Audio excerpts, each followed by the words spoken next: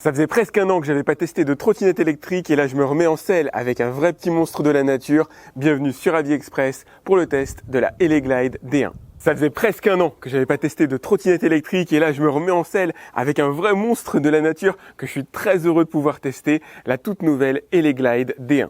Elle existe en deux versions, une version avec un moteur de 500 watts et une version avec deux moteurs de 500 watts. Moi je teste la version avec un seul moteur et croyez-moi c'est largement suffisant.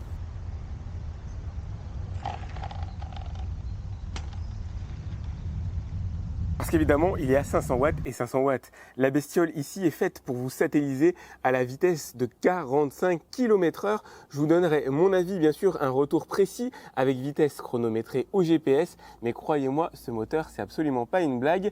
Il est enroulé autour d'un pneu de 8 pouces, un pneu énorme à structure concave qui vous permettra de prendre des virages, on va dire, avec une bonne inclinaison. Frein à disque, bien sûr, à l'avant et à l'arrière. Garde-boue à l'avant et à l'arrière. Pour compléter le tout, et c'est pas si fréquent que ça, vous avez des clignotants droite et gauche. L'ensemble est intégralement suspendu, que ce soit à l'avant ou à l'arrière, pour absorber toutes les aspérités de la route que vous pourriez rencontrer. On fera bien sûr un passage, un retour sur les performances, sur le confort ressenti avec cette trottinette. Vous avez ici le guidon, la perche qui est montable, alors de 96 cm de haut à 114. Moi je mesure 1m76 et je suis parfaitement à l'aise dessus. À mon avis, la trottinette est parfaitement adaptée à des gabarits, je pense, assez costauds. Ici, vous avez, repose-poignet, vous avez grippe en caoutchouc, le temps que j'arrive à faire le point propre dessus.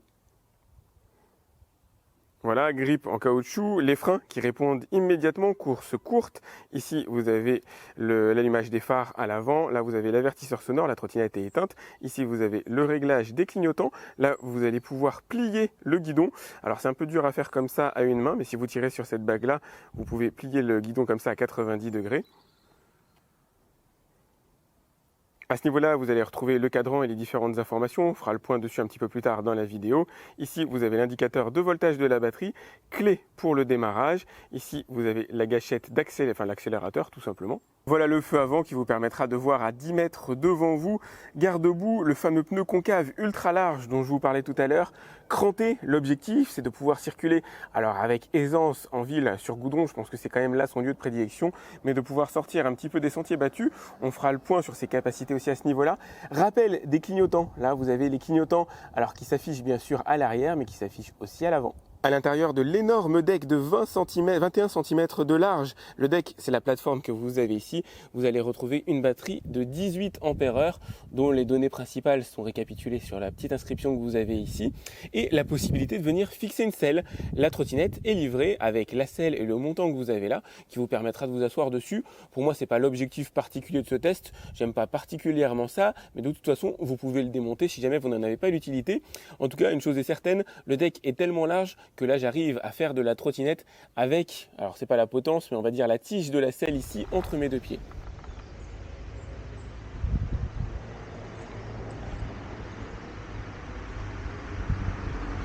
Toute première chose que vous allez ressentir sur cette trottinette, c'est pas le confort, c'est bel et bien l'accélération donnée par la petite commande que vous avez sur le guidon juste ici, extrêmement simple d'accès, assez connu sur ce genre d'univers de trottinette plutôt puissante. Et les 500 watts, croyez-moi, vous allez les sentir. J'ai une trottinette de 2 fois 500 watts chez moi. Effectivement, l'accélération est un peu plus marquée, un peu plus franche. Le fait d'avoir les deux roues motrices, ça change un petit peu l'équation. Mais croyez-moi, les 500 watts à l'intérieur de la Eleglide D1, vous allez les sentir. Ces mouvements de recul immédiats si jamais vous accélérez à fond, c'est cette sensation que vous avez envie d'avoir lorsque vous décidez d'acheter une trottinette assez puissante. Ça, c'est vraiment l'effet qui se coule qu'on ressent en premier. Après, effectivement, vient le confort. La sensation de confort est donnée par une suite d'éléments, à commencer par la position de conduite, alors position adaptable en fonction de votre taille. Comme je vous le disais, moi avec mes 1m76, je suis très bien sur la trottinette, j'ai pu monter le guidon suffisamment haut. Le deck qui est super large, comme vous pouvez le voir, j'ai mes deux pieds là en parallèle. Alors normalement il faudrait les mettre l'un devant l'autre pour avoir une position idéale. Personnellement je préfère les mettre en parallèle et je suis très bien dessus. On a un bon grip en caoutchouc qui assure tout simplement que les pieds ne glissent pas. La gâchette d'accélération tombe très bien sous l'index comme vous pouvez le voir, elle est assez agréable à utiliser, mais attention, elle est extrêmement proche de la commande de freinage et il vous faudra penser à désengager l'index pour freiner. C'est un petit coup de main à prendre au quotidien. Ici, vous avez l'accès aux principaux modes, donc vous avez le mode 1 qui permettra d'aller à 16 km/h, le mode 2 à la vitesse réglementaire française de 25 km/h et le mode 3 dont je vous parlerai tout à l'heure qui enclenche la vitesse maximale. Les pneumatiques énormes de 8 pouces, et quand je dis énorme, ils font plus que 8 pouces quand on prend leur diamètre total, font partie du confort de cette trottinette. Ils absorbent quasiment toutes les aspérités de la route. Alors avec une limite quand même, on n'est pas sur un vélo, mais on commence à s'en rapprocher. Vous allez pouvoir circuler bien sûr sur du goudron, sur du béton comme je suis en train de le faire maintenant. Vous allez pouvoir circuler sur des chemins de traverse, alors un petit peu plus accidentés, avec des limites quand même. On est sur un ensemble rigide. Les suspensions ne sont pas miraculeuses malheureusement. Vous avez ici des suspensions qui à mon avis sont faites pour absorber, on va dire, les nids de poules ou les choses que vous allez rencontrer à forte vitesse. C'est des suspensions qui sont réglées sur assez tendues, je dirais. Vous n'allez pas les faire fléchir sur un simple mouvement de freinage par exemple, et ça c'est tant mieux d'ailleurs, parce que certaines trottinettes ont tendance, lorsqu'on freine fortement, à s'affaisser, les suspensions sont mal réglées. Ici c'est pas l'objectif, ici l'objectif c'est vraiment d'absorber un choc, on va dire plus ou moins inattendu, faire en sorte que la trottinette ne se plie pas, ne vous envoie pas en avant. Son objectif, pour moi l'objectif de ces suspensions là, c'est pas véritablement de participer au confort.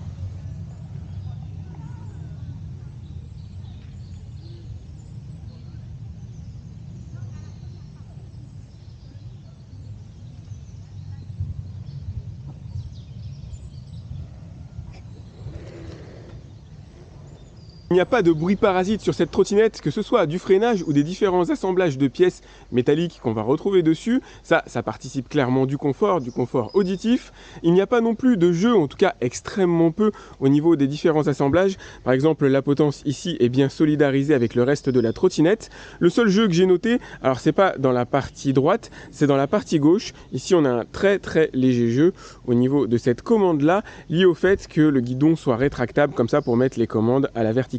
Ces capacités off-road, je me fends d'un petit exercice, regardez, là je circule sur un mélange, alors terre-sable, là on est en train de basculer plutôt sur de la terre, donc c'est encore légèrement mélangé. Alors c'est pas particulièrement agréable, on ressent quand même pas mal les aspérités, la trottinette est faite pour rouler sur la route, c'est un comportement assez rigide, c'est pas agréable en fait pour la colonne vertébrale tout simplement, les différentes secousses, les différentes racines d'arbres qu'il peut y avoir au sol, mais elle est tout à fait en mesure de circuler sur ce genre de mélange qui est quand même assez peu rigide, assez meuble. Du sable et de la terre, c'est quand même pas terrible, c'est pas son environnement de prédilection. Pourtant, j'arrive à circuler dessus sans trop de soucis. Alors là, je vais à basse vitesse parce qu'avec la caméra, c'est quand même pas particulièrement simple de se filmer, mais vous pouvez le faire. C'est juste pour vous illustrer que ça fait partie des capacités de la trottinette. Point tout bête et appréciable, on a une bonne garde au sol qui permet à la trottinette de descendre des trottoirs. Ça pourrait presque être la conclusion de la vidéo, mais la première chose que je me suis dit en montant dessus, c'est que ça va probablement devenir ma trottinette personnelle, mais restez avec moi, on va parler de choses sérieuses comme par exemple le freinage et la vitesse de pointe.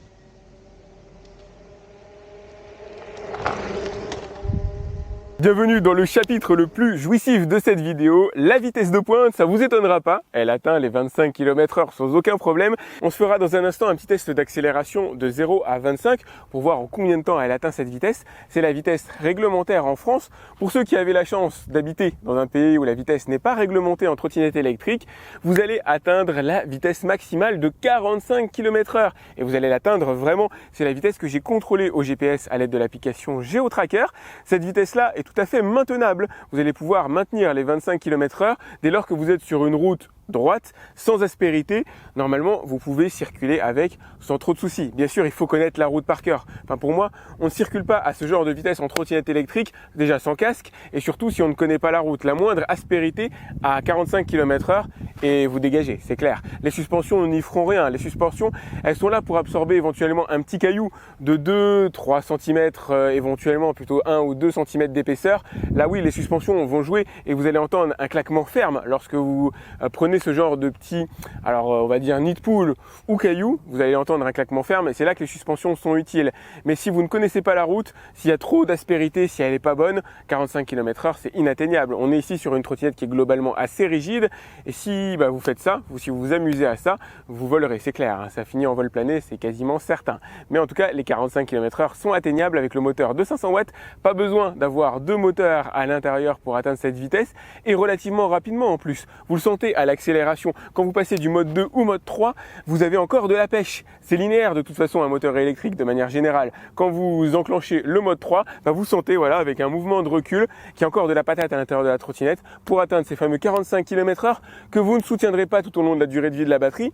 En effet, quand on arrive en fin de batterie, forcément la vitesse décroît un peu, vous serez plutôt autour des 40 km/h vitesse max, ça reste cool.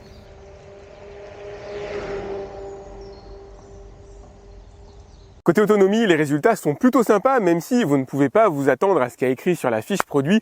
C'est le cas quasiment systématiquement. Sur la fiche produit, il est écrit qu'avec les 18 ampères-heure de batterie qu'on a à l'intérieur de cette trottinette électrique, vous allez pouvoir atteindre 70 km d'autonomie. C'est peut-être faisable, mais sûrement pas à 25 km/h, sûrement pas fonction de votre poids et sûrement pas, encore moins bien sûr, à 45 km/h.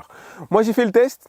Alors sans trop modérer ma vitesse, évidemment j'ai pas roulé systématiquement à 45 km/h, c'est pas possible, mais en étant sur un 25, 30, tranquillement, voilà, 35, et j'ai pu obtenir 45 km d'autonomie, ce qui est déjà une excellente performance pour cette trottinette. Je pense que voilà, vous devez plutôt vous raccrocher à cette information-là pour essayer de déterminer le parcours réel que vous allez pouvoir faire avec la D1.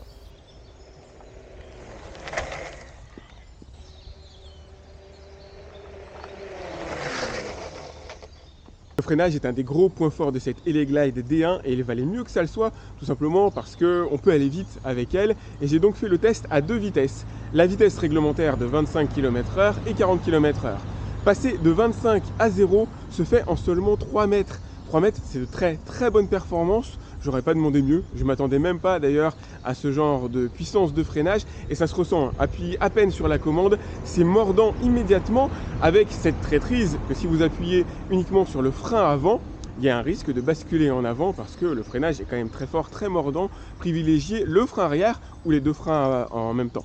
Si jamais vous êtes à la vitesse maximale de 40 km/h, il vous faudra à peu près 10 mètres pour vous arrêter. Évidemment, tout ça dépend de votre poids et vous pouvez voir que le freinage, la distance de freinage n'est pas une fonction linéaire de la vitesse. Sinon, il aurait fallu quelque chose comme 5 mètres à peu près pour s'arrêter. Là, il en faut au moins une bonne dizaine. C'est logique, c'est raccord avec ce que j'ai pu tester sur d'autres véhicules électriques jusque-là. C'est juste pour garder en mémoire que lorsque vous circulez à 40 km/h, s'arrêter, c'est pas une mince affaire.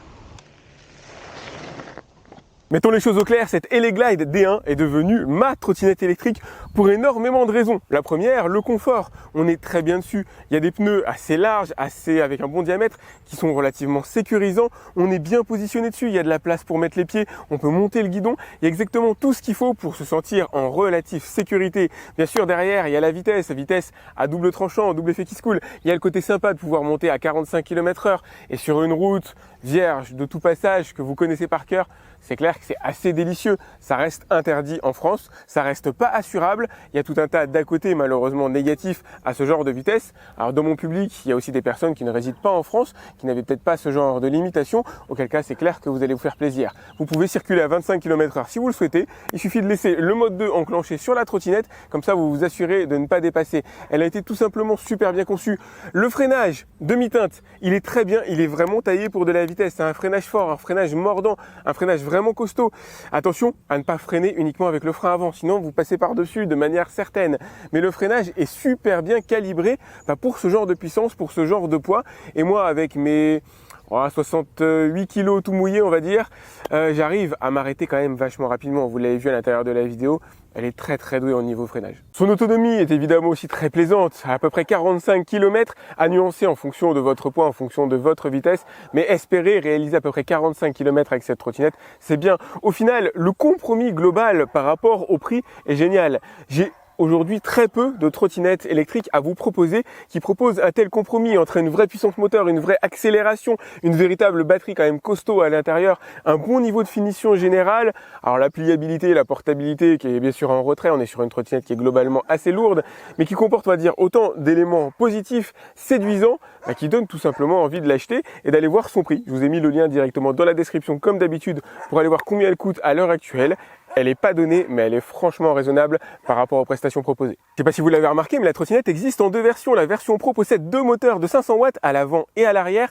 Et je vous dérecommande fortement ce genre de système qui est cool, hein, c'est clair, c'est assez jouissif d'avoir deux moteurs en matière de patate, d'accélération, de vitesse de pointe. Vous obtenez quelque chose qui est très cool. J'en ai une à la maison, je sais de quoi je parle, mais je sais aussi que je ne l'utilise jamais.